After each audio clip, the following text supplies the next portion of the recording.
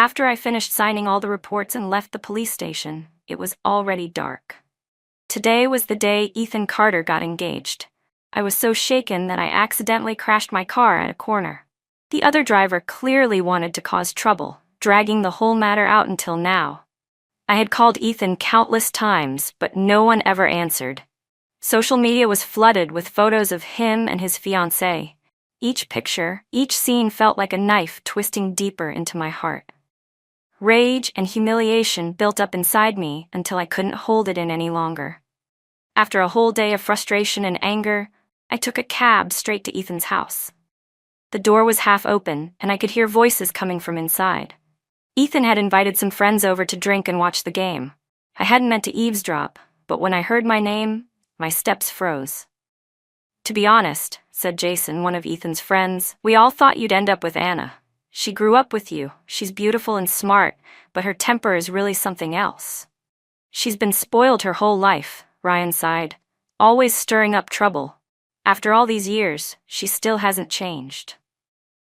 Ethan leaned back on the sofa, lowering his gaze to check his watch. A faint impatience showed between his brows.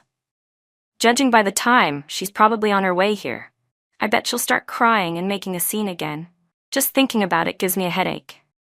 "That's strange," Jason said. "You got engaged to Lily today. Is Anna really just sitting quietly? I haven't seen her all day. Where could she be?" Ethan let out a cold laugh. "I was afraid she'd cause trouble, so I had her stay at the police station all day. Let her have some tea there. By the time she gets out, everything will already be settled." "Genius move," Ryan laughed. "Only you, Ethan, could pull that off. You're the only one who can handle Anna." Jason smirked. "But have you ever thought about this? What if you get engaged to Lily and Anna walks away heartbroken? Then what?" For a moment, Ethan's mind flashed with the image of a girl's tear-streaked face. His chest tightened with a sudden, inexplicable unease. But then he sneered and said coldly, "That's exactly what I want. I couldn't ask for anything better." 7 years of my youth, just for that one sentence. I drew my hand back and turned away. It wasn't that cold yet in early winter, but I felt frozen from the inside out. I used to think that, no matter how many times we fought, we would always end up together. But he had gone so far as to stage everything, just to celebrate his engagement with another woman. How cheap must I be to let him trample all over me again and again? Rain began to fall. The weather forecast had said the temperature would drop sharply tonight, maybe even snow. In Harbor City, once the snow starts, it never seems to stop. I used to hate winter the most. Ethan would always open his coat wide to wrap me in his arms. In his car, he kept a blanket just for me. But now, thinking back, those moments I once thought were happiness, all of them had an end I refused to see. The rain grew heavier. My hair clung to my forehead, my steps became unsteady. I shook my head with a bitter smile.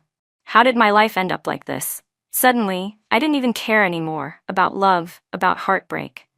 It all felt like a cruel joke. I pulled my half-soaked coat tighter around me, and a thought struck me. I wanted to go somewhere warm, somewhere without winter, without snow, and without Ethan Carter. I blocked every way he could reach me, even his friends. Then a message came from an unknown number. It was from Lily Zhao, Ethan's fiancée. "Ethan's engaged to me now," she wrote. "You have no idea how much he loves me. You'd better know your place and back off while you still can. Save yourself some dignity. Ethan has always hated you. Every time he saw you, he'd buy me something to make up for it. Everything you have, I have too. And what you don't have, I have even more. Stop bothering him, or I'll tell everyone you're trying to seduce my fiancé." Lily Zhao, Ethan's little assistant. The kind of woman who always pretended to be fragile and pitiful. Just one harsh word was enough to bring tears to her eyes, like a helpless kitten. I didn't know if Ethan Carter realized it, but from the very beginning, Lily Zhao had always been the one scheming behind my back. She once spilled wine on my designer dress and deliberately broke my diamond necklace. From that moment, I knew exactly what kind of woman she was. A manipulative, cheap, two-faced girl pretending to be innocent. Unfortunately, Ethan adored her. Whenever I raised my voice even slightly, he would immediately step in to defend her. No matter how angry I got, Ethan would only respond coldly. "You have plenty of those things. She's just a young girl who's new to the real world." Don't make things hard for her. Even if I had plenty, they were still my belongings. If she damaged them, she should take responsibility. So I asked my lawyer to demand compensation from Lily Zhao for every single thing she ruined. Then I pulled out my SIM card and tossed it into the trash. What a perfect pair of trash, I muttered under my breath. May the two of you stay chained together forever. When my parents came upstairs and saw me packing my luggage, their faces were full of worry. Anna, my father said softly, are you sure you don't want to think this through? That Carter boy has gone too far. Your mother and I can talk to his family and demand justice for you. The Carters in my family had always quietly assumed that Ethan and I would end up together. We were a perfect match. Our families were equal in status. We'd grown up side by side since childhood. There was no relationship more fitting than ours. Dad, Mom, I said firmly, if you still care about my dignity, please don't do that. I'm going abroad to help my brother with his business. Isn't that a good thing? You both always said you wanted me to have ambition, didn't you? They both froze. They hadn't expected those words from me. They knew how obsessed I had once been with Ethan Carter. How I used to follow him around endlessly since high school. Are you angry at him, sweetheart? My mom asked gently.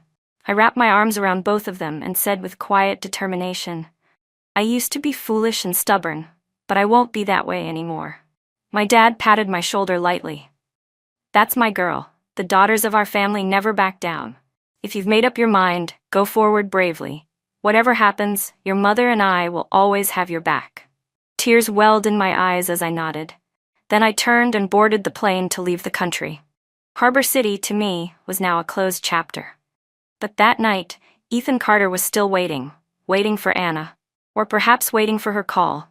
He thought that if she called, he would answer. Even if she cried or made a scene, he could deal with it. But the call never came. The silence felt like a kite string snapping, leaving him with a strange, hollow panic in his chest. Ethan, I can't stay awake anymore, Ryan mumbled, his eyes barely open after a night of drinking. I'm going to crash on the couch. Ethan had been drinking too, but the more time passed, the more distracted he seemed. His phone buzzed. It was Lily Zhao, her voice soft and sweet. Ethan, are you cold? Are you tired? You're not asleep yet? I miss you so much. Can I come over to see you? Ethan took another sip of whiskey and replied flatly, I'm drinking with Ryan and Jason. It's my last bachelor night. Be good and go to sleep. Lily pouted for a while before hanging up, clearly unhappy. Ryan leaned toward Jason and whispered, What's up with Ethan? First guy I've ever seen throw a bachelor party after getting engaged. Jason twirled his glass thoughtfully and sighed. Bachelor party, huh? He's not celebrating, he's waiting. It's obvious, and he doesn't even realize it. You're right, Ryan nodded. Knowing Anna, with her temper, she would have stormed in here hours ago. The fact that she hasn't, that's not a good sign. Should we call her? Find out where she is? Jason looked toward Ethan, who stood by the window without saying a word. Up to you, Ethan said quietly. The next morning, Jason called the police station and was told that Anna had left the night before. They tried calling her number, but there was no answer. Ethan tried calling too. Only then did Ethan Carter realize that I had blocked him completely. Jason and Ryan were blocked as well. Man, Anna's really mad this time, Ryan muttered. She's not the type to sit still. If she's gone silent, she might actually mean it this time. You went too far, Ethan. Getting her hauled into a police station and then getting engaged to someone else right after? That's cold, even for you. Jason finally said what he'd been thinking all along. They tried calling some of my friends, but no one knew where I was. It was rare for Ethan to lose his composure, but that night, he did. He kicked over the coffee table and hurled a bottle across the room, glass shattering everywhere. He had never once imagined that I would really leave. To him, I had always been like a shadow that followed him, clingy, inseparable. After so many years together, with both families quietly accepting our relationship, he had taken it for granted that I would never walk away. And the more Lily Zhao acted weak and pitiful, the more he felt the need to protect her, until even he no longer understood what his feelings truly were. His eyes turned red as he murmured to himself, She must just be jealous, throwing a tantrum again. She'll calm down and come back. She always does. He remembered how, before Lily even appeared, I had cried and thrown fits before too. As long as he was patient enough to coax me, I would forgive him, sometimes even treat him better than before. But what he didn't know was that this time I wasn't leaving out of anger. This time, I was truly done with him. I spent the entire night on the plane. When I landed, it wasn't my brother who came to pick me up, but his best friend, Cole Harrison. People said Cole and my brother had grown up together, close as brothers. Some even gossiped that Cole secretly had feelings for my brother, so I was polite but cautious, offering him a careful smile. "It's been a long time, Cole," I greeted. He was tall and handsome, wearing just a plain t-shirt and jeans, yet still strikingly good-looking. His smile was warm, like sunlight. The air here was soft and mild, nothing like the cold I'd left behind. "Your brother had to leave for a business trip," he said, taking my suitcase easily. "He asked me to pick you up." He patted the suitcase, tossing it into the trunk. "You're not a kid anymore, you know?" Cole was 5 years older than me. When we were little, he used to come over to my house often, and loved to pull me around the house sitting on top of a suitcase. Now he whistled lightly as he threw my bag in the back of his car and drove off. The temperature here stayed around 70 degrees year-round, pleasant and warm. His bright red convertible sped smoothly down the road, loud music blasting while the warm wind swept through my hair, carrying away all the exhaustion and chill I'd brought from Harbor City. For the first time in a long while, I actually felt comfortable. "Your house is still under renovation," Cole said. "Stay at my place for a few days. The room's already been cleaned. It's upstairs, second door on the right, across from mine. Big floor-to-ceiling windows, you'll like it." But the interior decor made me pause. Everything was pink. Pink curtains, pink bedding, even pink slippers. Typical male taste, I thought with a sigh. I was exhausted, so after tidying up a little, I collapsed onto the bed and quickly fell asleep. In my dreams, I returned to the first day I met Ethan Carter back in high school. He was leaning against the window, earphones in, reading a book. The wind stirred the trees outside, ruffling his hair and the hem of his crisp white shirt. The scene looked like something straight out of a romance novel. The girls dared each other to confess, but without thinking twice, I marched right up to him. "Ethan, I like you." He looked up, a teasing smile tugging at his lips. "Anna, are you stupid?" Even in my dream, I blushed so hard I woke up. God, I really was fearless back then. I remembered that day clearly. Ethan had only chuckled faintly and said nothing more. Then, a voice from outside the door snapped me back to reality. "Anna, are you a pig? You've slept through an entire day and night. Even pigs wake up faster than you. Come on, dinner's ready." It was Cole, calling me down for dinner. His cooking was surprisingly good. He told me, laughing, that one time he'd eaten at a restaurant and hated the food so much that he decided to open his own. When he wanted to play drums, he formed a band. When he wanted to go hiking, he ran straight into the deep woods and ended up having to be rescued by helicopter. He even dropped out halfway through college just to start racing cars. There were countless stories about Cole Harrison's reckless stunts. In the end, his family couldn't take it anymore and sent him abroad to toughen up. When he heard that my brother was living here, he immediately moved one of his company branches to the same city. My parents were terrified, afraid that their only daughter would get spoiled or influenced by him. But honestly, I really admired him. A life like his, carefree, passionate, and bold, seemed like the kind of life that left no room for regret. "Cole," I asked curiously one afternoon, "what have you been busy with these past few years?" "Work," he said casually without even looking up. "Why'd you come here anyway?" "I want to study business. My brother told me to come here and learn." Our conversation was painfully dry, but after thinking for a moment, Cole said seriously, "Since your brother's not around, just train under me for now." And so I started learning about business. For someone who'd once been labeled a spoiled playboy, Cole was nothing like I expected. He might have been mischievous as a kid, but as an adult, he worked with incredible focus and precision.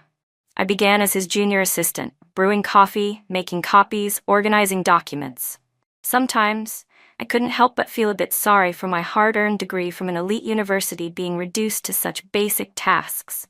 One day, a new secretary strutted into the office. Her makeup was heavy, her blouse unbuttoned far too low. She snatched the cup of coffee from my hands and carried it into Cole's office. "Mr. Harrison, here's your coffee," she said sweetly. Cole didn't even bother looking up. "Before you spill that on me," he said coolly, "you should know that my suit and shoes together cost $23,000, and they took 3 months to tailor. Are you sure you can afford to replace them?" The woman froze, then slowly set the cup down. She bent forward deliberately, trying to show off. Cole immediately pulled out a handkerchief to cover his nose. "What's in your perfume? Poison? My sinuses are on fire." She ran out of the office in tears, her makeup streaking down her face. I stood by the door, biting my lip to hold back laughter until my chest ached. "Miss Tran," he said suddenly without looking at me, "you were in the student military training program in college, weren't you?" I stiffened. Yes, Mr. Harrison." He gave a short nod. "You stand at attention pretty well. Want to transfer to security?" "And no need for that," I stammered. "Then get in here." I wanted to call my brother right then and ask what on earth had happened to Cole Harrison over the years to make him so sharp-tongued and impossible. He crossed one leg over the other, his long fingers tapping lightly on the keyboard. His sharp eyes stayed fixed on the screen, a faint smirk playing at his lips. "You wrote this quarterly report?" "Yes, Mr. Harrison," I said nervously. "Good," he nodded. Delighted, I hurried to flatter him. "Thank you, Mr. Harrison. I'll keep working hard." His smile widened ever so slightly. "Hard work's good, but this reads like Dream of the Red Chamber. Rewrite it. I want it on my desk before you clock out." My heart shattered into 1,000 pieces, but I wasn't the type to give up easily. It was just a report. How hard could it be? By the time I finished, it was nearly 10 at night. Cole walked over and frowned. "You're still here? Watching you work is making me hungry." I sat stiffly on the leather chair across from his desk, feeling like I was sitting on nails. An hour later, the food he ordered arrived. "Eat first," he said. "You're nowhere near done anyway. A little break won't hurt." God, could someone please hire an assassin to silence this man? By the time I got home, it was already dawn. I barely washed my face before collapsing into bed. Lately, work had completely consumed me, leaving no room for dreams. Half asleep, I faintly heard the phone ringing. It was the lawyer I'd hired before leaving the country. "Miss Anna, Lily Zhao has refused to pay compensation," the lawyer said over the phone. "However, Mr. Carter has offered to cover the damages himself, on the condition that you meet him in person." "Meet me?" What kind of act was he trying to pull now? Did he think I was that desperate for money? "Tell them," I replied coldly, "that if they refuse to compensate me, I'll sue Lily Zhao for intentional property damage. Let them think carefully about that." I hung up, suddenly wide awake. My drowsiness was gone completely. When I went downstairs to get some water, I noticed the dining room lights were still on. I nearly jumped out of my skin when I saw Cole Harrison sitting there, working at the table. He must have scared me on purpose. Serves him right if I cursed him 1,000 times in my head. I walked over, holding my glass. "Hey, are you fixing my quarterly report?" Cole didn't even look up. "Nope. This one's for the shareholders. If I sent yours, they'd think the company's going bankrupt and have heart attacks." I clenched my jaw. God, I wanted to strangle him. But for now, I had to let it slide. "Well, in that case, I'll leave you to it. I'm going to bed," I muttered, turning to go. But as I stepped away, my foot slipped on the tile floor, and before I knew it, I had fallen forward, straight onto his lap.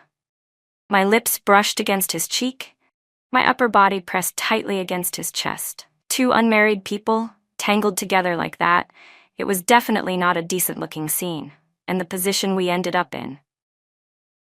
Let's just say it was hard to explain. His gaze fell to my lips. I could feel his chest rising and falling faster, and I could even hear the steady thump of his heartbeat. The faint scent of his shaving cream lingered between us. Thank God the water didn't spill. I scrambled for an excuse to get up, but his hand was still resting lightly on my waist. "You managed to fall on flat ground too?" he teased, finally pulling his hand away and turning his head, his fingers tapping restlessly on the keyboard. "Go get some sleep before you trip again." Flustered, I bolted upstairs. I didn't know if it was just my imagination, but I could almost feel his eyes following me all the way up. The next morning, Cole came down for breakfast with dark circles under his eyes.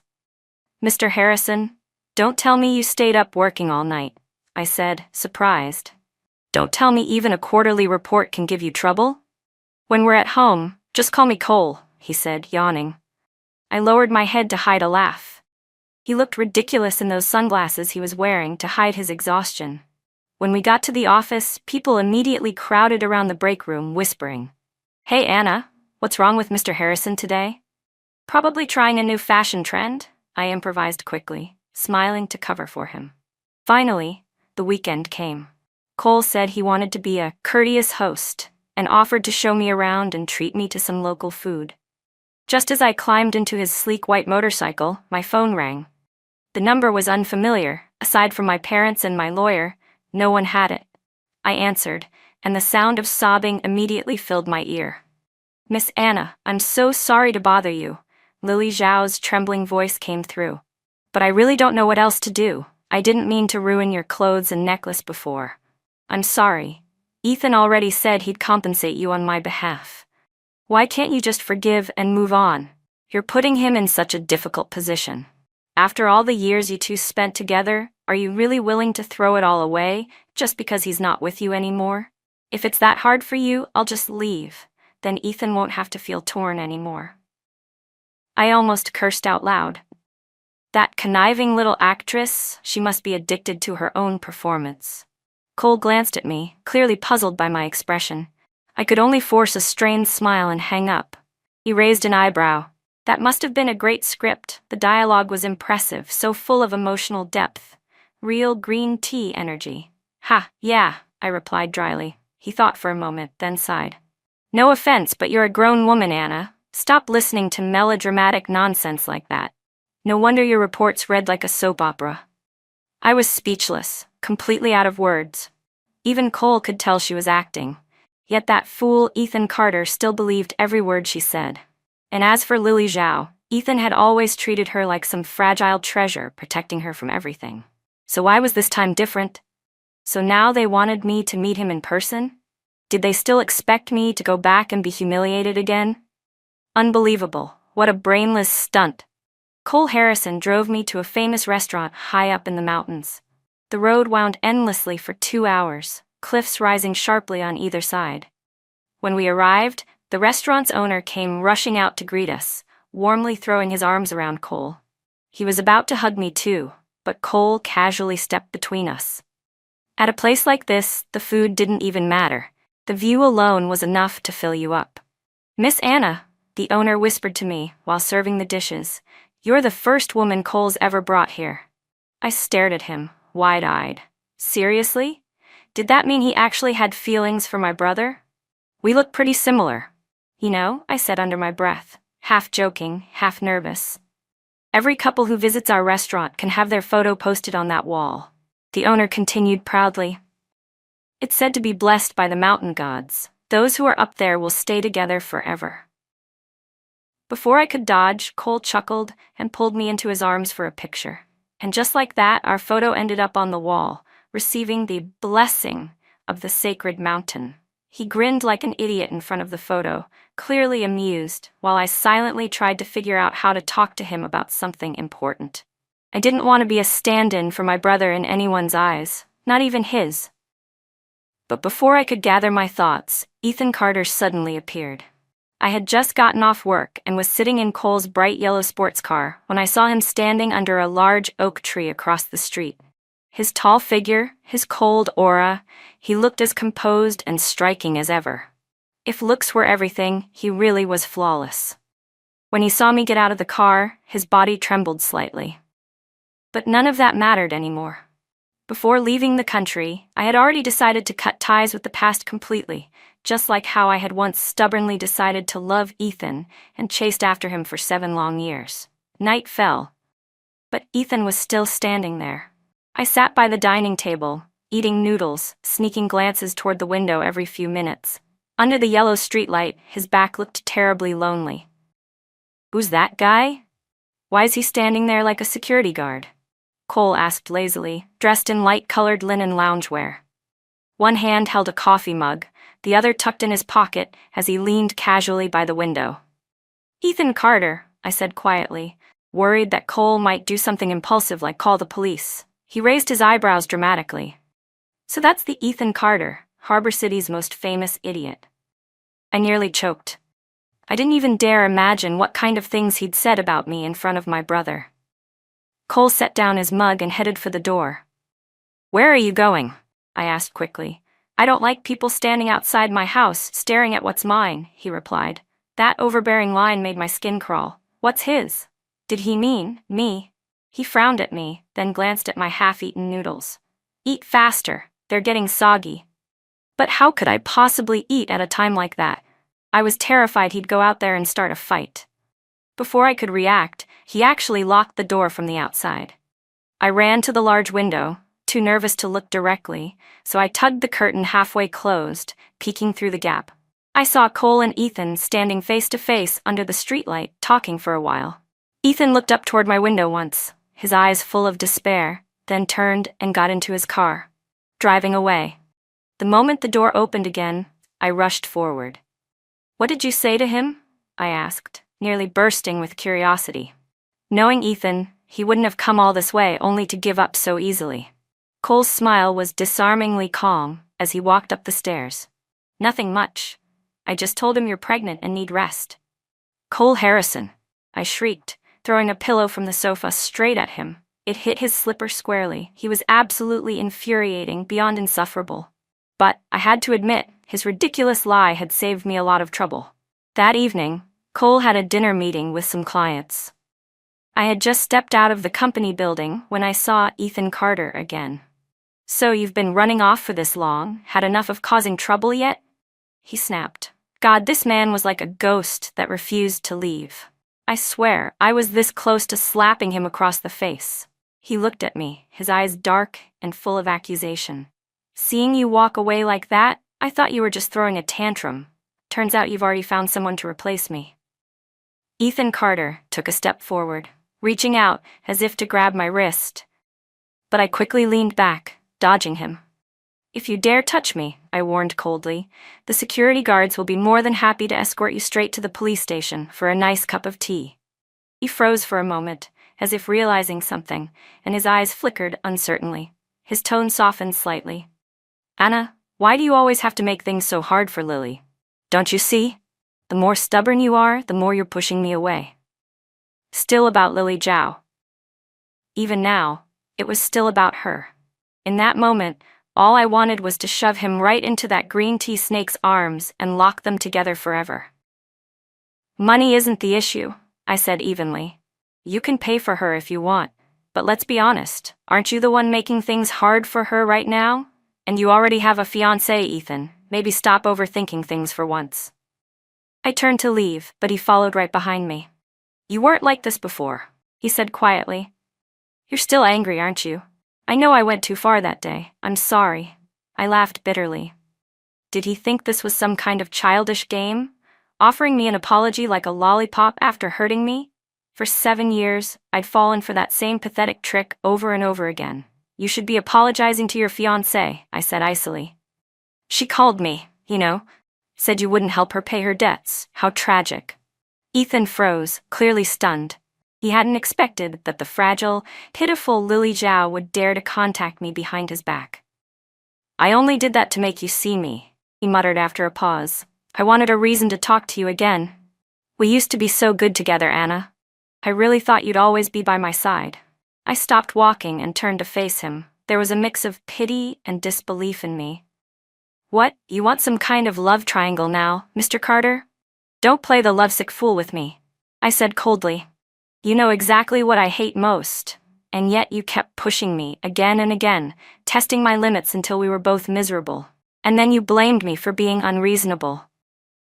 I took a deep breath, forcing my voice to stay steady. "If you couldn't treasure what we had, then that's on you. I can forget you, and I believe one day you'll forget me too. So please, don't come looking for me again. Think of it as me letting you keep a little dignity." Ethan didn't follow me anymore. Though this land was blessed with eternal spring, he suddenly felt as if he'd fallen into an endless sea of ice. As my silhouette faded into the distance, hopelessness crept into his chest. Lately, his mind had been filled with memories, our school days, our college years. At 17, my smile had outshone the sun, and when I'd confessed to him, his heart had skipped a beat. But somewhere along the way, I had become stubborn and easily jealous. Just talking to another woman was enough to make me upset, and he had grown tired of it. He started pushing me away, defying me again and again. Yet no matter how bad things got, I had always been the one to lower my pride first. If this time had been the same, if I had thrown another tantrum, cried, and begged, he wouldn't feel this crushing despair now. But when he heard me say so clearly that I would forget him, he finally understood. The girl who had followed him like a small, loyal shadow all those years would never come back again. At last, my brother returned. I hadn't seen him in years except during Lunar New Year, and I was thrilled to pack my bags and go home with him. As I was about to leave, Cole Harrison stood by the door, his expression faintly tinged with something lonely. My brother couldn't help asking, "What exactly happened between you and Ethan Carter?" He came to the house looking for Mom and Dad, and he even came to find me. "It's nothing, just a breakup," I said with a tired smile. I didn't tell him that Ethan had already tracked me down once. If my brother knew, he'd only get angrier. "I heard he hasn't been doing well lately," my brother said quietly. "The Carter family won't accept his fiancée. No idea who encouraged that girl, but she's actually gone public and challenged the Carters in front of the media. She had completely disgraced the Carter family. Outwardly, they'd accepted Lily Zhao, but in truth, she was being closely monitored. No freedom at all. Her future with them would only grow more miserable. By now, Ethan Carter had probably seen her true colors, but it was far too late for that. As for Lily herself, everything that happened to her was a result of her own choices. Her parents had gone to see mine several times, trying to mend things between the two families, but my parents refused. "Our daughter has suffered enough," they said. My brother looked at me, his eyes filled with sympathy. "I'll never understand what you saw in that guy," he said softly. "Every time you cried because of him, Mom and Dad were heartbroken, and yet you still couldn't let him go." I wanted to slap myself right then. "Don't worry, that won't ever happen again." He smiled, satisfied, and reached out to pat my head, just like when we were kids. "So what have you been learning from Cole Harrison lately?" Are you checking my homework now?" I groaned. If I told him the truth, that I'd mostly been brewing tea, making copies, and freeloading on coffee breaks, he'd think I was useless. "Writing reports," I said vaguely. My brother laughed. "That guy only knows how to write reports because I taught him." I froze, staring at him suspiciously. My brother was calm, reliable, a successful businessman. Was it possible he really was gay? "Now that I'm back," he said, ignoring my expression, "you should return to our family's company. Whatever you want to learn, I'll teach you myself." No, I blurted out before he could finish. "Work should be seen through to the end. I've already learned a lot from Cole, and I'm just starting to get the hang of things. Let me stay a bit longer, please." If Cole Harrison was anywhere near my brother, I wasn't letting him have a chance to make a move. My brother laughed even harder. "My stubborn little sister," he said affectionately. "You've finally grown up." The next day, Cole moved straight into my house. Apparently, his place had been damaged by wild boars and needed repairs, so he'd be staying here for a while. Coincidence, or was it fate? Either way, he looked positively smug about it, like a cat who'd found a bowl of cream. My brother was almost 30 and still single. There was no way I was letting Cole Harrison make his move first. "Fine," I said firmly. "He can take the room across from mine." And just like that, Operation Strict Surveillance officially began. I refused to believe I couldn't keep him in check.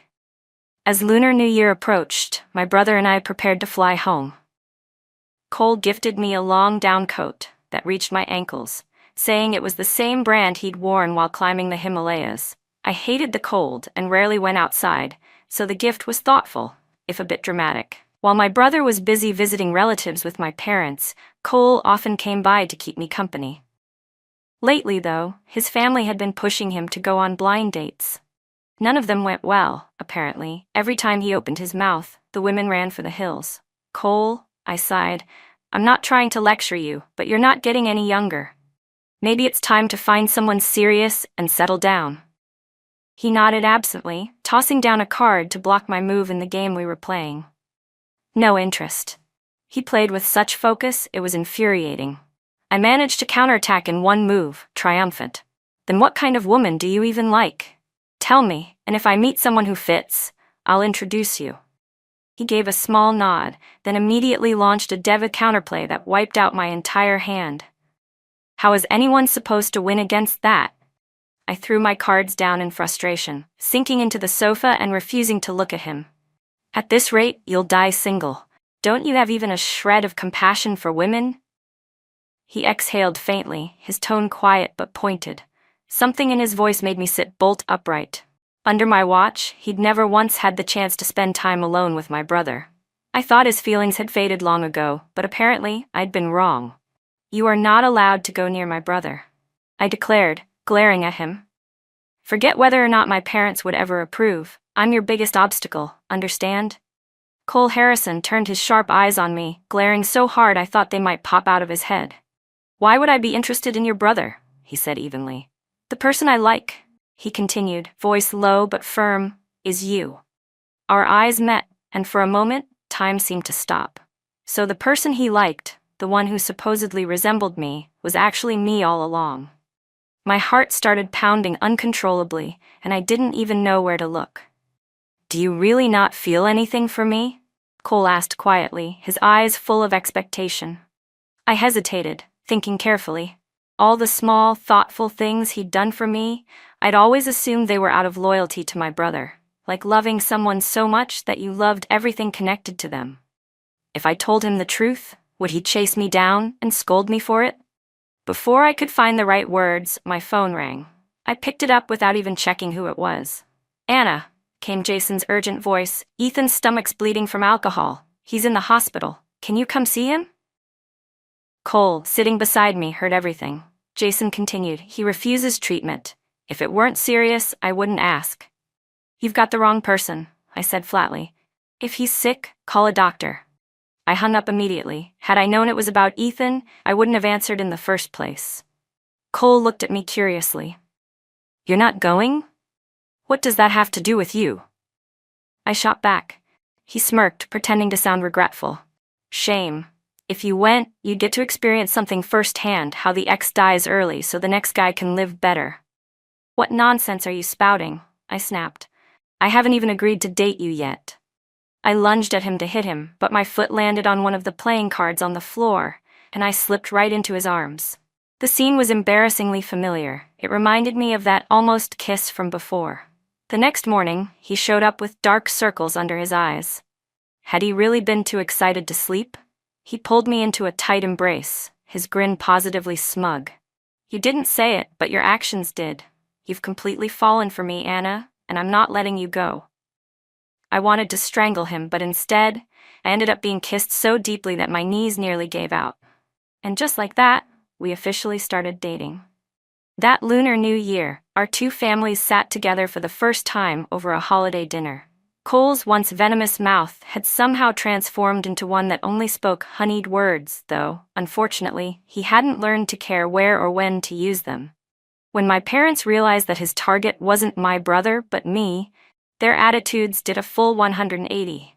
They were instantly pleased with this new son-in-law candidate, but the happiest ones were Cole's parents. After years of worrying about their rebellious son, who they thought would stay single forever, they were overjoyed that he'd finally found someone who could handle him. I received so many gifts that my hands ached from unwrapping them all. That year's New Year celebration truly was a prosperous one. The only calm person left was my brother. When he looked at Cole, his eyes carried the cautious, appraising glare of a protective older sibling sizing up a potential brother-in-law. Since when did you know Cole liked me? I asked curiously. Remember the first time he came to our house? My brother said. You were still in elementary school back then. That guy, what a menace. I smiled faintly at the memory. My brother never liked playing with me, but Cole had used a suitcase to pull me all around the house, even letting me ride on his back like a horse. When you turned 18, my brother continued, he had a gift prepared for you. But that day, you locked yourself in your room after a fight with Ethan and wouldn't come out, so he never got the chance to give it to you. What gift? I asked, my heart suddenly racing. He went into the woods and found a stone. Actually, a meteorite. He said he'd promised to give you a star. I froze. That had only ever been a childish joke of mine, but he'd taken it seriously. So seriously that he'd nearly lost his life finding it. My heart throbbed hard, like waves crashing inside my chest. My brother smiled warmly and patted my shoulder. He's waited for you all these years. When he found out you'd gone abroad, he practically begged me to give him a chance. And what could I do? I had to accept his business proposal just to make it seem legitimate. After all, I'm a businessman.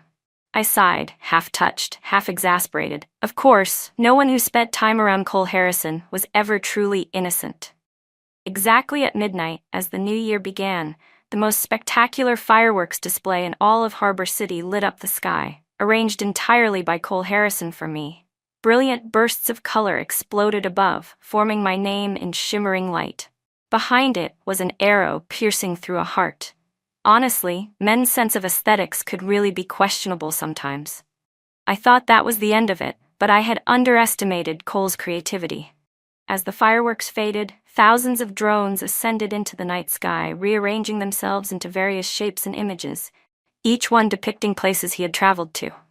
There were mountains and deep oceans, and then, in one frame, Cole appeared smiling brightly, holding something up to the camera. I recognized it instantly. It was the meteorite, the star he'd once promised to give me when we were 18. The drones shifted again, this time forming glowing words across the sky. I want to watch the stars and the ocean with you, Anna, my love. It was ridiculously cheesy. Yet, I couldn't stop the warmth that flooded my chest. From the moment we admitted our feelings to the day we got married, less than a year had passed. Early one morning, Cole joked, "I've already waited over 15 years. Now, even in my dreams, all I can think about is how to finally make you my wife." On our wedding day, even Ethan Carter's parents came. Mrs. Carter held my hand, eyes red with emotion. "Anna," she said softly, "our family wasn't blessed enough to deserve you." Only later did I learn the full story. After Lily Zhao escaped the Carter family's control, she'd gone rogue, selling company secrets to their competitors in a twisted act of revenge. Eventually, she ended up behind bars, and the Carters' empire suffered heavy losses, never regaining its former power. As Cole and I exchanged rings on stage, I spotted a familiar figure in the crowd. A man in a white shirt standing quietly among the guests. It was Ethan. He looked just like he had on the day I confessed to him years ago. But time had changed everything. I hoped he would finally understand that some things, once lost, can never be retrieved. People change. No one stands still forever, waiting for someone who's already walked away. Cole slipped an arm around my waist and kissed me, then, with a mischievous glint, bit my lower lip softly. "Focus, my love," he whispered. My face burned bright red. Lately, his antics had only gotten bolder. After the ceremony, we went straight to the airport. He wanted to take me somewhere we could see the stars meet the sea.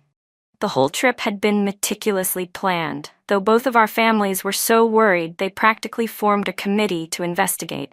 Once they were convinced it was safe, they finally agreed to let us go. "Cole," I said playfully on the plane, pinching his arm, "this all feels like a dream." Leaning against his shoulder, I brushed a kiss against his cheek. "So, are you awake now?"